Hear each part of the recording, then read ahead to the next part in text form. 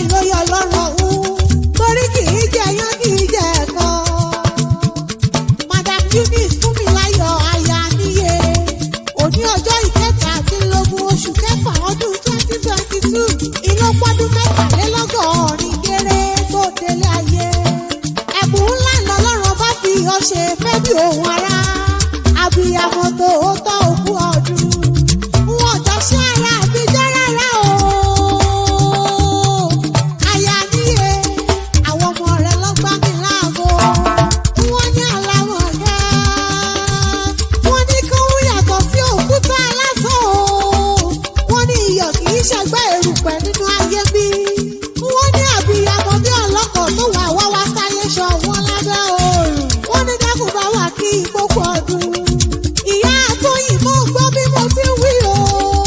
Ìyá àfúnkẹ́, ìyá àfúnlọ́lá, ìyá àmúrẹ́nìkejì òun olúwa fẹ́mi mọ́ fi gègé lọ́rọ̀ ẹnu mi.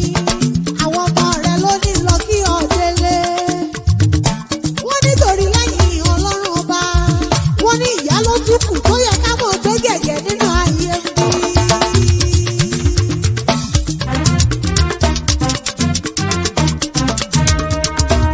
Lẹ́yìn ọlọ́run olódùmarè, ìyá ló tún kù tó yẹ ká kí.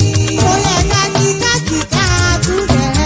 Ìyá ló tún kù tó yẹ ká kí. Ó wá ọmọ wáyé ó ṣètọ́jú ọmọ. Ìyá ló tún kù tó yẹ ká kí. Ó rẹ̀ kọ́ ni ìyá ò lè kọ́ ni. Ìyá ló tún kù tó yẹ ká kí. Àkọ́mọ máa jẹun ìyá àpèbí sùn. Ìyá ló tún kù tó yẹ ká kí. Lẹ́yìn ọlọ́run àṣẹ̀dá wa. Ìyá ló tún kù tó yẹ ká kí. Ìgèdè Èkìtì ilẹ̀ Ògúnṣù sí níṣẹ̀lẹ̀ bàbá tó bí ọlọ́mọ.